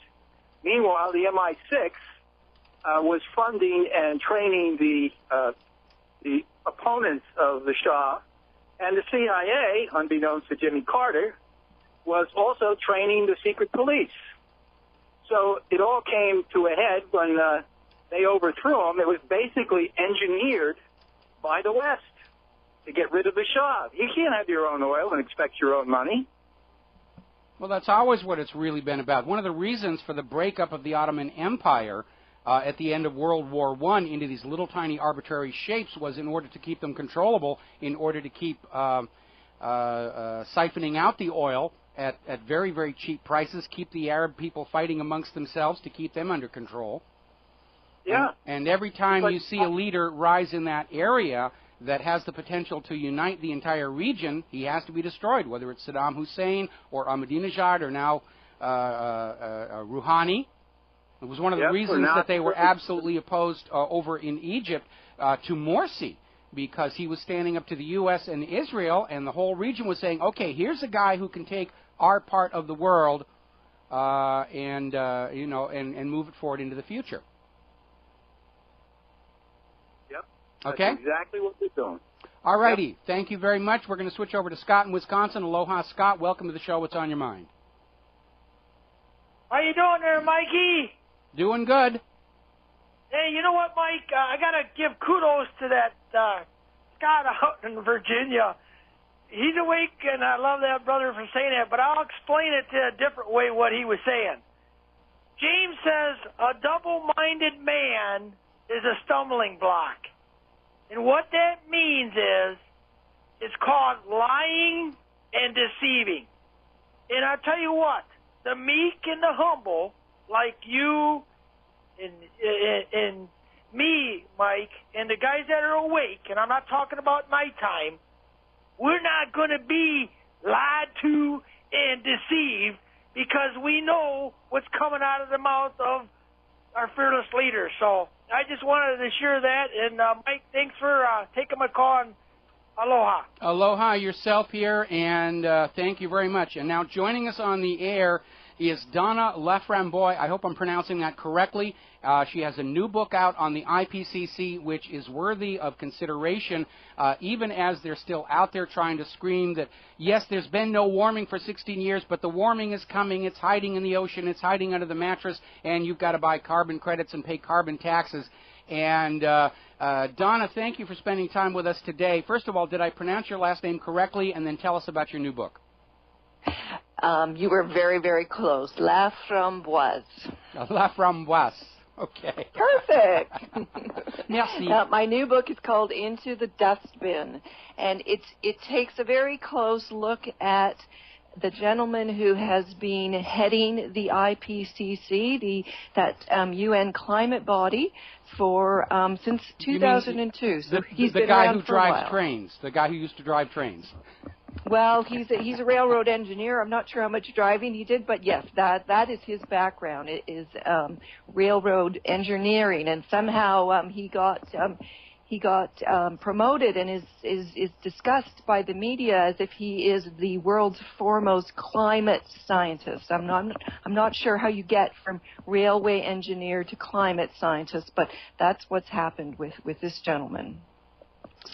So my book is, I have a previous book which is called The Delinquent Teenager Who Was Mistaken for the World's Top Climate Expert, and that book is about the IPCC in general as an organization, and it turns out that a great many things that we've been told about the IPCC simply aren't true. And it appears that I'm the very first journalist in the world to actually do some very basic fact-checking. So that was my first book. It's 2 years old, and the one that's just come out in the last few weeks, Into the Dustbin, focuses on the man who's been in charge of the IPCC. So one's kind of the big picture, and one is more on the leader, because it might not be wise to judge a book by its cover, but it is very appropriate to judge an organization by its leader and how that leader behaves. And if you take a spotlight and you shine it on this gentleman, you find just he's a disgrace. He's a disgrace. He says all sorts of things about his organization that are not true. He's an amazing guy. He has claimed for years to have earned 2 PhDs. He only recently corrected that and said, the college made a mistake and they gave me 2 diplomas, so that's why I thought I had 2 PhDs. 5 years ago, when the IPCC shared the Nobel Peace Prize with Al Gore, he quite wrongly, quite mistakenly, told the thousands of scientists who've been involved with the IPCC over 25 years that they were all Nobel laureates. Well, that was wrong too. But this gentleman, practically every time he opens his mouth, he says something that's downright wrong. And if that's the case, what should we think about his organization if it's being led by this sort of person? Well, it's obviously a political organization. It was never a scientific one. We found out from other sources that the IPCC, in granting out research grants to scientists, basically constrained the research by saying, assuming there are no other factors, demonstrate how human activity increases global temperature. We know there's been an immense amount of fraud. Al Gore himself is not a climate scientist. In fact, he did very poorly in his science courses, required science courses in college. We have him on videotape saying that the temperature of the Earth's core is millions of degrees. He's off by several zeros. We know here we are 10, 12 years on, none of the dire forecasts that the carbon Nazis were making have come to pass. 10 years ago, it was being reported in the media, snow would be a thing of the past. We've had several record-setting winters since then. We just had a record snowstorm in the Dakotas over the last few days, and it looks like we're going to have a really, really hard winter because solar activity is now at a 100-year low. And this thing was all about, acquiring money. We know that Al Gore set up his carbon exchange with the assistance of Ken Lay of Enron. And the plan was obviously to do to planet Earth with carbon dioxide what Enron did to California with electricity. We have to take a break for some commercials here. We're going to be back with Donna and her book and the IPCC and looking at all the reasons why this is an organization you should not trust. We'll be right back. And we are talking with Donna Laframboise about her new book, Into the Dustbin, and I apologize for butchering your last name. No, it's perfect. That was perfect. Okay. And we're talking about the IPCC, the United Nations Intergovernmental Panel on Climate Change, which has been the focal point of trying to sell this absolute nonsense of human-caused global warming to the world, even as the world demonstrably is getting cooler. It led to that whole ClimateGate scandal, where emails and computer code were leaked out of the Hadley Climate Research Unit at the University of East Anglia, which documented they were doctoring the numbers. They were literally writing into the computer code, adding temperature as the years went on to create that hockey stick, to scare us all into agreeing to a global carbon tax and global submission to a global environmental authority, and it was all a huge, gigantic fraud. And now, of course, every scientist and organization and agency and institution that signed on to this, they're struggling to salvage their reputations because people are just looking out their windows at the obvious signs that it didn't happen. And you would think if global warming were the real agenda, that all of these people would say, see, it worked. We succeeded. We defeated global warming, and they would go off to other ventures. But because the real agenda is to sucker you into buying carbon credits and get you to pay carbon taxes, which, like Obamacare, it's just a cash grab by a government desperate for money to get out of this mess they've created. They're still out there saying, oh, no, even though there hasn't been any warming in 16 years, we know it's coming. It's hiding in the bottom of the ocean. It's hiding under the Antarctic ice. And, yes, they've actually really come out and said these things here. So, Donna, would you tell us some of the things you found about IPCC and its leader that would call into question the credibility of this whole human-caused global warming? Well, one of the things is that we're told that the IPCC is an organization of scientists who are conducting a scientific assessment and that they are rigorous and they are neutral and they are impartial. If that were the case, why would the leader of this organization be writing forewords for Greenpeace publications? Okay, if the IPCC is this neutral scientific body that weighs the evidence in a very even-handed way, it's kind of like a trial. And Rajendra Pachauri at the head of it is kind of like the chief judge in a murder trial.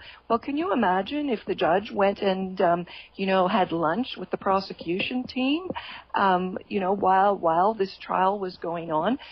Rajendra Pachauri writes forewords for Greenpeace publications, more than one foreword for Greenpeace publication, and for many other activist organizations well, as well. If I could insert a comment here right now, one of the reasons the IPCC has been scandalized is taking advocacy articles from very obvious biased publications and presenting them as real confirmed science. The scream about the Himalaya glaciers melting turned exactly. out, and we know that those people who are supporting the global warming agenda are receiving very generous scientific funding.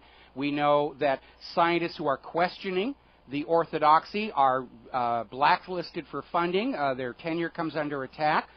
We know that the so-called peer review process has been subverted to the point where anybody writing an article, no matter how scientifically rigorous, that challenges that orthodoxy, it just does not get published in those journals. Thankfully, of course, it does get published here in the independent media. It is very clearly biased in favor of selling this political agenda, and that's what it is. It's not science, it's a political agenda.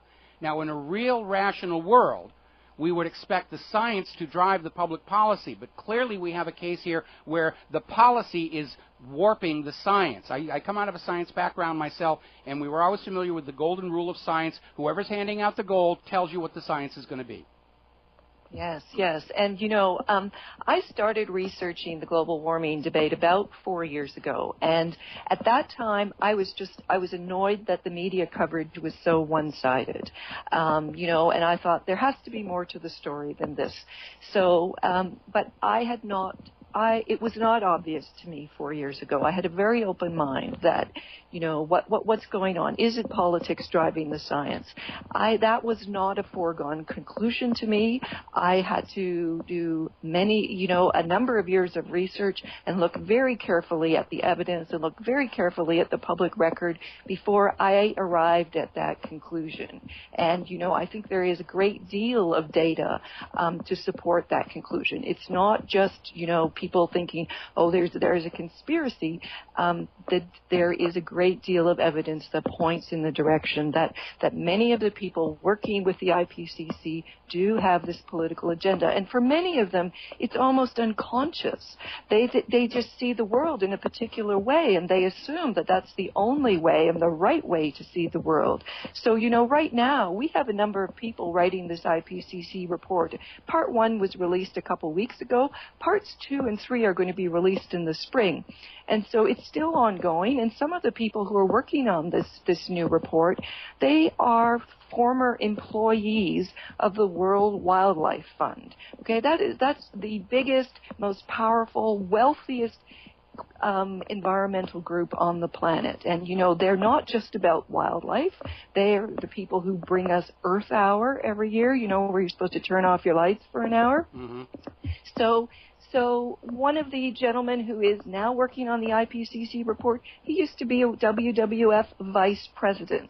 And another woman who's working on the report at the moment, she used to be their chief climate change spokesperson. She was their media spokesperson. Now, as far as I can tell, this woman, her name is Jennifer Morgan, she does not have any science background, no science background whatsoever. What is she doing a million miles?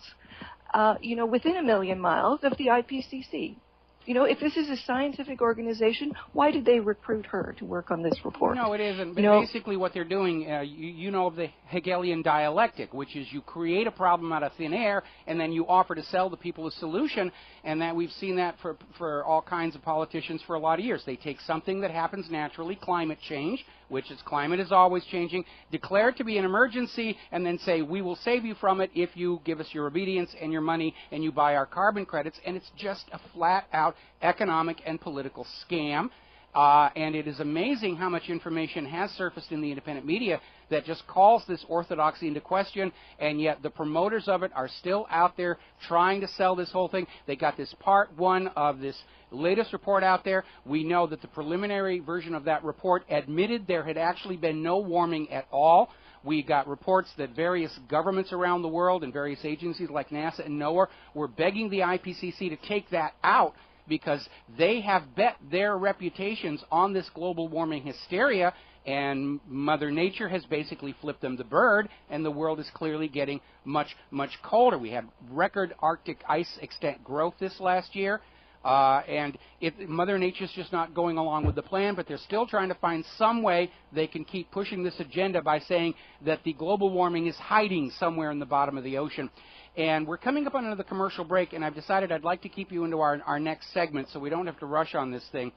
But we're hearing all this talk about how the Earth's oceans aren't actually rising. We know that a lot of the more recent material coming out of the global warming is that the global warming is hiding in the ocean, which in the deep, which is nonsense. Hot water will rise and cold water will descend. But the point I keep trying to make to people when they talk about how the Earth's oceans are being warmed by human activity, how many active undersea volcanoes and thermal vents are there on the floor of the world's oceans? And don't feel embarrassed if you can't answer. It's a trick question. Nobody knows. And until you know how much heat is added to the oceans from these undersea active volcanoes and thermal vents, you cannot begin to calculate what the human contribution is supposed to be. But the way the IPC set it up was pretend there are no other factors and then document how human activity is warming the world. And so it was never a real-world scientific investigation. It was decision support. Come up with numbers and charts that sell the point. Got to take a break for commercials. Back with Donna and Into the Dustbin after these few words. And aloha, welcome back to the show. We're talking with Donna Laframboise about her new book, Into the Dustbin, and I just posted the link to the Amazon site where you can purchase her book to my website, so you can go in there and take a look at it. And Donna, we got an email over the break from a listener. I would like to hear Donna and yourself talk about the education system co-opting the minds of our 20 and 30-somethings about global warming, climate change when they were in school. Also, if possible, I would like to hear Donna's view on my personal Canadian nightmare, Mr. Maurice Strong. I would also like Donna's perspective on Lord Christopher Monckton. And before I turn the mic over to you, Donna, we know that one of the major arguments against this new Common Core educational curriculum in the United States is that reading of the literary classics is being de-emphasized, and the reading requirement is focusing primarily on government-issued propaganda, including human-caused global warming. We know that's a huge, huge part of our current public school indoctrination to convince the kids global warming is real, and they're going to have to spend their lives paying carbon taxes to atone for the damage they're inflicting on planet Earth. Well, you know, I too am concerned about what students are being taught in school. You know, when I was young, and my teachers sat me down and showed me a film that said that by the time I was grown up, there would be no forests left in the world because of all the acid rain. And, you know, it was a pretty scary idea, but it turned out that they were wrong. You know, so the school system, going way back to the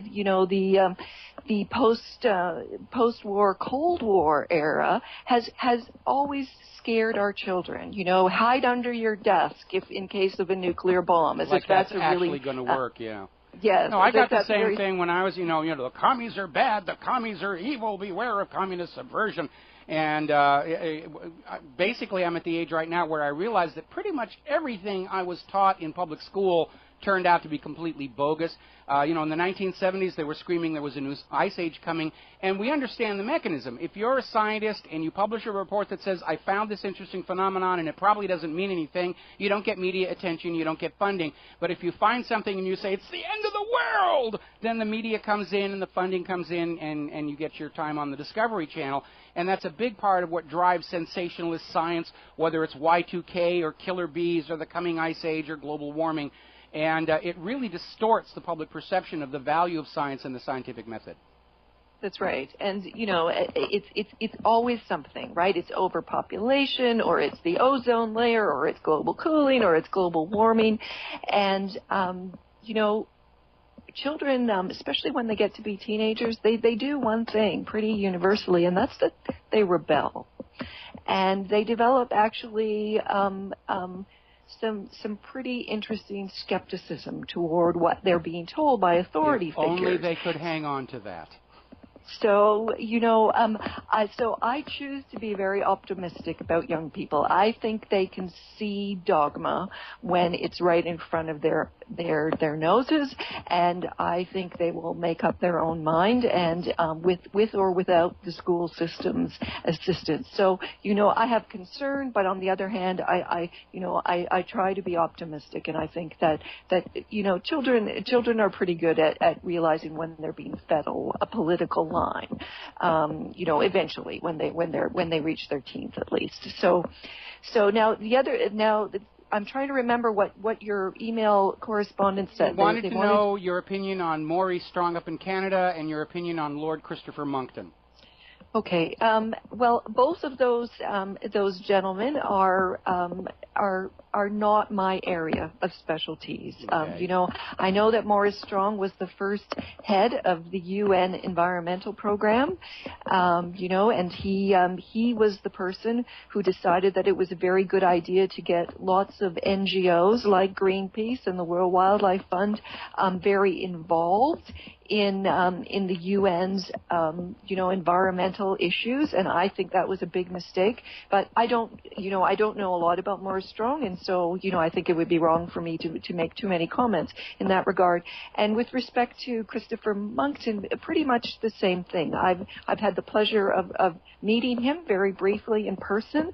I have seen him give a marvelous talk on one occasion, and one that what didn't quite impress me so much on another occasion. He's a very smart man, and he can be an incredibly impressive speaker. And I think he has, like many of us, helped encourage people to think for themselves about climate, and so that's a very positive thing. Okay, now I've already linked to your Amazon page for your book. Do you have another website about your writings on the IPCC and the global warming fraud? Yes, I have a blog. Now let me tell, this is an interesting little story, and it won't take too long. When I started writing, I thought, the media is really one-sided here. And it didn't take me long at all in my research to realize that there was another side, and that's that there were very experienced, very credentialed, very impressive scientists who did not necessarily believe that we were all going to turn into a fireball because of global warming. And I was very annoyed that those people weren't getting any media attention, because as a journalist, I think it's my job to tell people what's happening in the world, to expose them to all sorts of information, and it's the public's job to then make a decision based on a wide exposure of information. I don't think it's my job as a journalist to choose sides, to say this group of people is correct about a very important issue, and those people there are incorrect. You just don't have the right to do that, and certainly I don't have a science background. Most journalists don't have a science background. How could you possibly be making that decision on behalf of the public? So my original website was called noconsensus.org. And then as I continued my research, I got so irritated that people kept saying there's a consensus, which really meant that they were pretending that all those other dissident scientists didn't exist. So I started a blog, and so my website was called noconsensus.org, and my blog is called No Fracking Consensus, because by then I was really exasperated by people trying to pretend that alternative points of view did not exist. So I blog at nofrackingconsensus.com, and actually there's a tab right up on the top of that website that says books. And if you click on that tab, you will find that you can order my book as a PDF as well. If you don't want to pay shipping charges, if you don't have a Kindle, but you do have an iPad, for example, you can order a PDF, and you can download it instantly, and there's no waiting, and there's no muss, and there's no fuss, and so that's just another option if you want to take a look at my book. Okay, would you spell that domain for me, because I was trying to link to it while you were talking, and I'm getting... I'm not finding the server. Okay, N-O, and fracking is F-R-A-K-K-I-N-G. That's my mistake. Consensus.com. Okay, now I'm getting to it. All right, well, I'm going to put that up at whatreallyhappened.com. Anyway, the issue here, of course, Michael Crichton, who wrote a very wonderful novel called State of Fear, regarding this whole hysteria about global warming, basically came out and said if it's consensus, it isn't science, and if it's science, it isn't consensus. And this idea of waving consensus around is a way of trying to say, well, if the majority of people believe in this thing, the majority are always right, therefore they must be right. But history has always shown us that in science, the majority are often wrong, because before the majority can be right, one person has to be right, and while that one person stands alone being right, the majority are absolutely wrong. Back in the time of Galileo, the consensus was Earth was the center of the universe and everything moved around it. Obviously, consensus science didn't work out there, and it's certainly not working out here either. That's right. And anyone who believes in consensus science, I have one word for them: Pluto. Remember when the consensus in science was that Pluto was a planet? And then suddenly one day, the consensus opinion was it's not a planet. You know, science is about the evolution of ideas. As we get more information, our ideas about the world change. That's a good thing. Well, you're absolutely right. We're almost at the end of the segment here. I'm going to have to let you go. But in the absence of warming, real scientists would say we have to re-examine the theory of human-caused global warming. Politicians and scammers keep right on selling the same snake oil. Donna, got to take a break for commercials. Thank you for spending time on the show today. Good luck, and let's stay in touch. We'll be back after these words from our sponsors. Aloha, America. Welcome back to the show. Not a stellar day on the stock market. The Dow ended down minus 159, and it's now well and truly back in the 14,000s. That has to be making investors a little bit nervous. John Boehner got up for his inning after Obama and basically deflected criticism that this is all somehow the fault of the Republicans. And it isn't.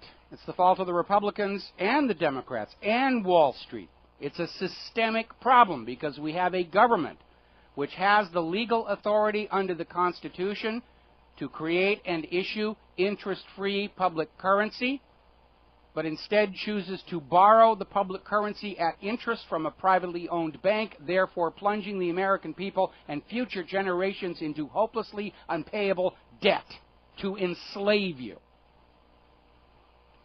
Latest word from the so-called shutdown, which is just all being orchestrated to have maximum propaganda impact on the people.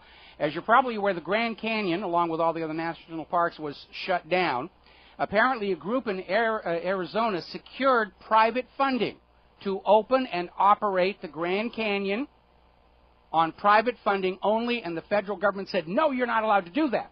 We are shutting down the Grand Canyon to get the American people to accept increased debt on their lives, and you will not open up that national park out of your own wallet. And again, those national parks and those monuments are the property and heritage of we, the American people. The government is the hired janitor to keep the parking lots painted, the trash emptied, the restrooms operating. And if the government doesn't want to do the job we pay them to do, they can leave, but they do not have a legal authority to shut us out of our own property. They are doing it to spook you into accepting a higher debt ceiling and this disaster called Obamacare. Speaking of which, even Fox News is now acknowledging.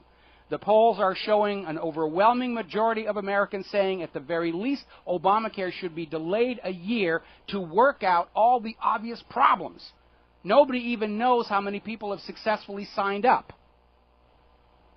They're just dealing with all these horrible, horrible problems. And by the way, if you are attempting to enroll in Obamacare, when you go over to those various websites at the state exchanges and the national exchange at healthcare.gov, you're presented with this little privacy policy notification in really, really fine type, and you have to click it off before you're allowed to proceed. And most people don't read those things any more than they read the end-user license agreement that is in there. But you need to read this one, because apparently buried in the privacy guarantees of Obamacare is an exception, that Obamacare can share your private personal medical data with law enforcement and the IRS's audit division.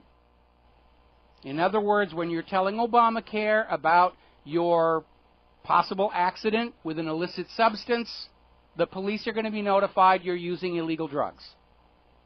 It's another reason why you should just not get involved with this. They make a big deal about privacy, but they're not actually keeping your information private. They're sharing it with other government agencies, and no doubt the pharmaceutical industry is going to get it for targeted marketing. Now, over at Fukushima, once again, the cooling systems have stopped. Now, these are the cooling systems. Those spent reactor fuel rods continue to generate heat from the decay of fission byproducts, and they must be kept cooled or they will spontaneously combust. And that cooling system has once again broken down, and they've got yet another typhoon on its way in. And they're not the only place, because apparently there is a reactor in Great Britain down at the Devonport dockyard where the primary and secondary power sources for nuclear cooling fuel shut down without explanation. They kept it secret, kept a lid on it, because everybody was all concerned about, all of a sudden it looked like all of our nuclear facilities were extremely fragile. And they came very, very close to losing control of this reactor when both the primary and secondary cooling systems quit working. My advice to those people running this British reactor is immediately seize the memory from those Siemens controllers, which are ubiquitous across the globe in nuclear power plants and in factories, and look for evidence of the Stuxnet malware, because this malware, crafted by the United States and Israel, was intended to target and destroy Iran's civilian nuclear power infrastructure, but it escaped into the wild, caused havoc all over Asia and the rest of the world, was known to have infected computers around the Fukushima power plant prior to the quake and tsunami, and may have well been inside, which would explain why many of their emergency systems failed to operate correctly when things started to go bad. If this Stuxnet has infected nuclear power plants all around the world, these are all major disasters waiting to happen. And I don't care how embarrassing it is to the United States and Israel, the operators of these nuclear plants have to be examining the memory of those Siemens controllers and make sure this malware is not in there. Let's see, over in Baghdad, more bombings there, 65 killed, 203 wounded. Apparently some of the troops in Iraq are still using those so-called improvised explosive device detectors that are actually joke golf ball finders that were sold by that guy who got thrown in jail. Afghanistan civilian deaths are up 16% according to the United Nations. Hamid Karzai, El Presidente de UNACAL, who only has about another 6 months in office, I think. He's out there screaming, after 12 years of U.S. occupation, this is not working. It is time for the U.S. to get out of Afghanistan and let the Afghan government take care of the nation the way they think is best. More clashes across Egypt. They're very unhappy with having had Morsi taken down by what is now obviously a covert counter-revolution to put a U.S. and Israeli-friendly government back into power. So the blood is spilling all over there.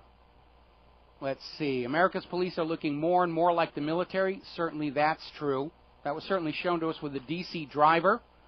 We are getting yet again confirmation. The woman who was shot and killed by the D.C. police, Miriam Carey, had been on prescription antidepressants for postpartum depression, was in the process of withdrawing from them, tapering down. And if you go over to ssristories.com, you will find out when you are coming off those medications is the time of greatest risk for extreme psychological behavior, including violence and suicide.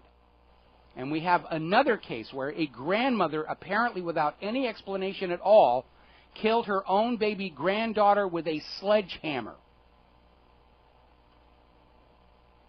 And I want to know what medication she was on. These medications are dangerous. But hey, they make money, so a smashed up baby, that's a small price to pay to make our stockholders happy next quarter. Just gets really crazy. All right, we're almost out of time, and I'm going to stop rushing through the talking points. I want to go back to that question that I keep asking, and you have to ask. And maybe it's the question that triggered that denial of service attack on the RBN servers earlier today, which is now over, thankfully. The Constitution, and you've got to make this viral on your social media, email list, everybody you know. You've got to ask this one question. The Constitution gives the legal authority to the U.S. government to create and issue an interest-free public currency. Why then has the government for 100 years been borrowing the public currency at interest from a privately owned central bank, plunging the American people and future generations into hopelessly unpayable debt. If we had an honest money system operating in this country, the money system this nation started with, there would be no debate over raising the debt ceiling. That's the question the federal government is most afraid of the American people answering, because they don't have a good, or the American people asking because they don't have a good answer for it. 100 years ago, Congress and the President sold out to those private bankers to sell us back into the slavery of the very same banking scam we fought a revolution to be free of. We've got to make this the top question in the debate over the debt ceiling. We'll be back here tomorrow. Until then, stay safe, stay well, stay skeptical, stay informed, make good choices. Please support Republic Broadcasting. We're having to spend our precious resources fending off these DOS attacks. And aloha, America.